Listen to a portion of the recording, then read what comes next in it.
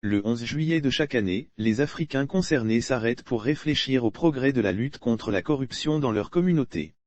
En juillet 2021, l'Afrique a célébré sa 5e journée de lutte contre la corruption.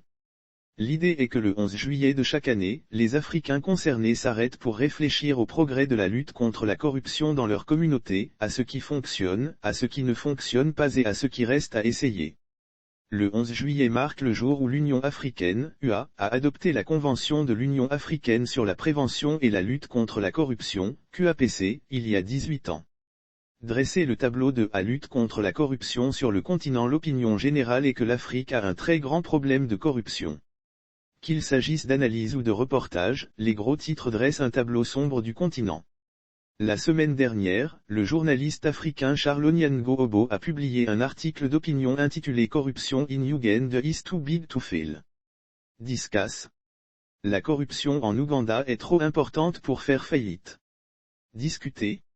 Il n'y a pas si longtemps, Michael Ron a publié un rapport dans Foreign Policy intitulé Tout le monde est corrompu au Kenya, même les grands-mères. L'ancien Premier ministre britannique a un jour qualifié le Nigeria de pays fantastiquement corrompu. Ces sorties de fonds ont un impact direct sur la qualité de vie en Afrique. L'Afrique perd plus de 50 milliards de dollars par an en raison des flux financiers illicites. C'est une estimation récente de la Commission économique des Nations Unies pour l'Afrique. Depuis plusieurs siècles, l'Afrique n'a cessé de perdre des actifs précieux par le biais des sorties illicites non seulement de ses ressources naturelles, mais aussi d'objets précieux des sociétés africaines et de divers produits du crime.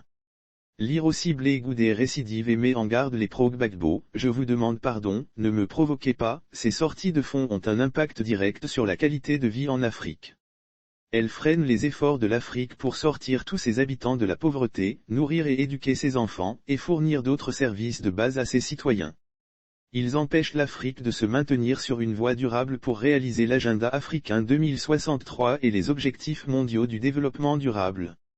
Les mesures de protection anticorruption existantes n'ont pas pu. La journée africaine de lutte contre la corruption est l'occasion de réfléchir au rôle de la corruption dans tout cela.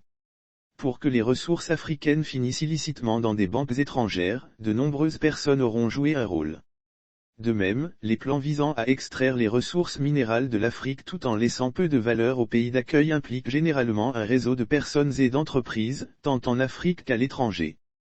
Cela signifie également que les mesures de protection anticorruption existantes n'ont pas réussi à empêcher les sorties de fonds. Où sont les failles?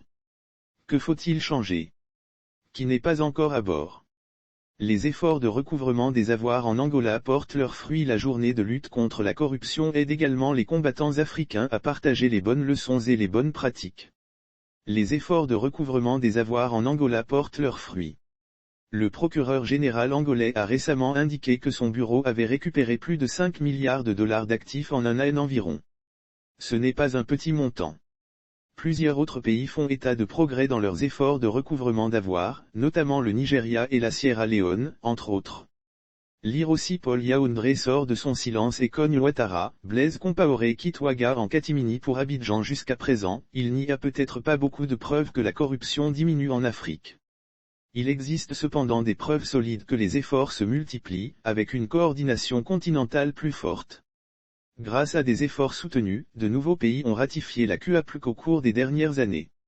En coopération avec le Conseil consultatif de l'Union africaine sur la corruption, de plus en plus de pays partagent des rapports sur leur mise en œuvre de la QAPC. La journée africaine de lutte contre la corruption offre la pause nécessaire pour évaluer les progrès réalisés. L'Union africaine a également récemment négocié avec soin et convenu d'une position africaine commune sur le recouvrement des avoirs. Ce document constitue un cadre idéal que les pays africains peuvent suivre pour le traitement des avoirs récupérés et pour parler d'une seule voix avec les partenaires internationaux en ce qui concerne un calendrier transparent pour la récupération et la restitution des avoirs africains acquis de manière illicite. Pour la communauté africaine confrontée à une tâche ardue, la journée africaine de lutte contre la corruption offre la pause nécessaire pour évaluer les progrès réalisés à ce jour, la viabilité des outils existants, le potentiel des nouvelles idées, le succès des collègues et les partenariats qui doivent être renforcés.